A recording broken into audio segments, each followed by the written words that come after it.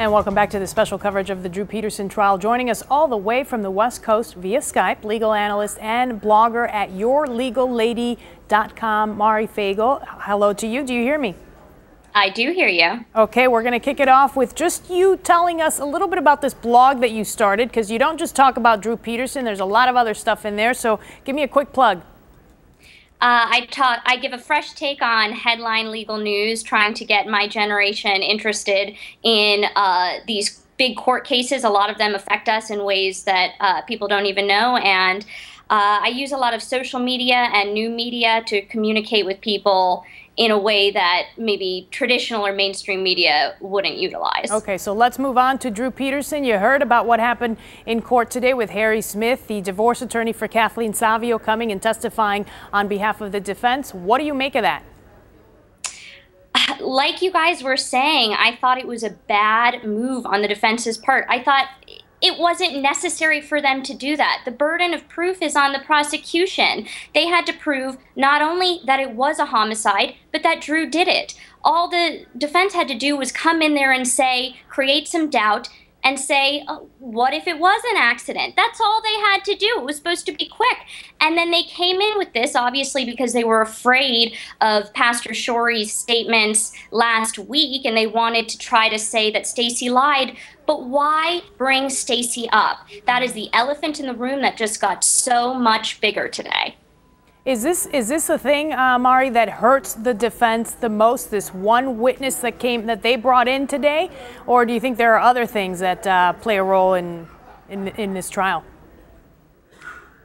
This one was interesting because this is the defense's own doing, and that's what's so shocking and surprising about it, is that they would call a witness that ended up stabbing them in the back by saying basically that she had evidence that he killed Kathleen Savio. And so this was a huge game changer. I really thought that the defense had a pretty strong case. It's only circumstantial, no physical evidence, but I don't know what jurors are going to make of this. They're going to start thinking about Stacey, even though they're not supposed to be. Yeah, let's talk about just sort of the totality of this case, the last 5 weeks, everything that has gone on, all the witnesses that have come up. What do you, in your eyes, is the most jaw-dropping thing that you've heard during this whole thing, or what you are hoping that your readers take away from this?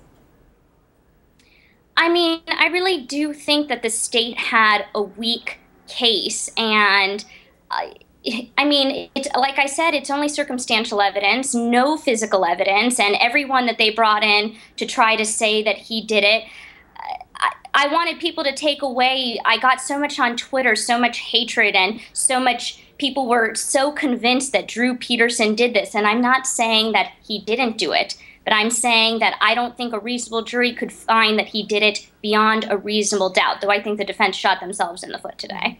You talk about the interest in this case, and we saw it a lot during the Casey Anthony trial. I'm wondering, is there the same amount of interest on a national level? Obviously, us here in Chicago, we're watching it very closely, but I'm wondering on a national level, how closely are people paying attention to this case? I was surprised that on a national level, it's not getting the level of attention we saw from Casey Anthony, even Jerry Sandusky. With Jerry Sandusky, my Twitter, my blog were overloaded by questions all the time. People wanted to know exactly what was going on all the time, and, you know, they wanted their questions answered. With this, I think maybe the fact that this case is basically 3 years old, that, I don't know, the story nationally on a national level died out. Okay.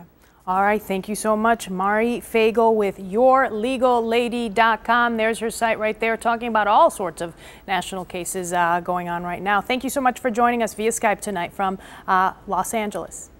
Well, up next, the Drew Peterson trial in 140 characters or less. We'll talk to the Chicago Tribune reporter who writes from the courtroom, one tweet at a time. She's going to be joining us. Stay with us.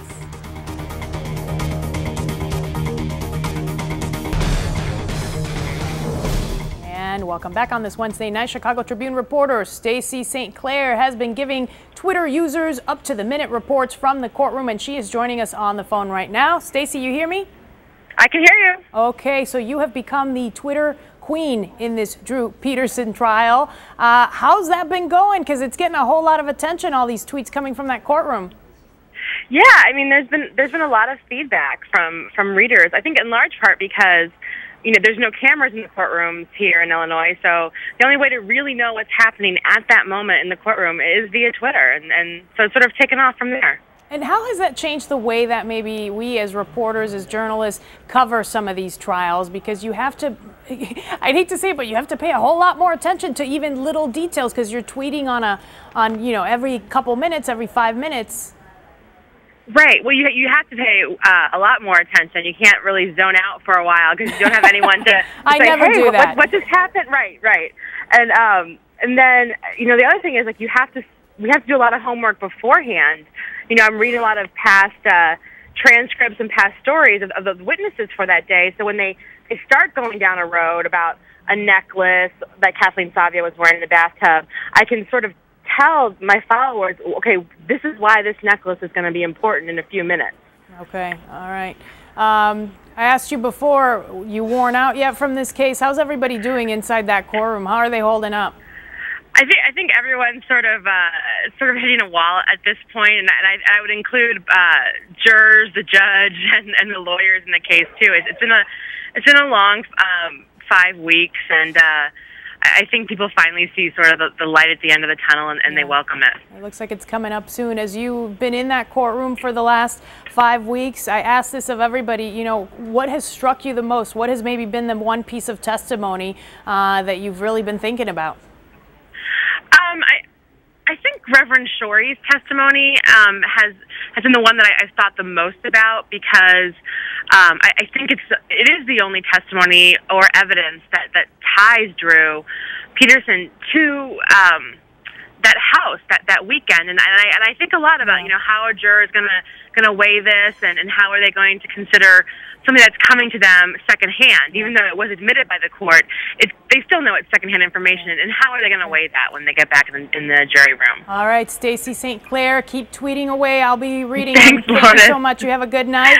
That's going to do it. That's going to do it for us tonight. Tomorrow, remember, the state ready for their rebuttal, so we'll bring you the very latest here at 7 o'clock on CLTV. Bye-bye.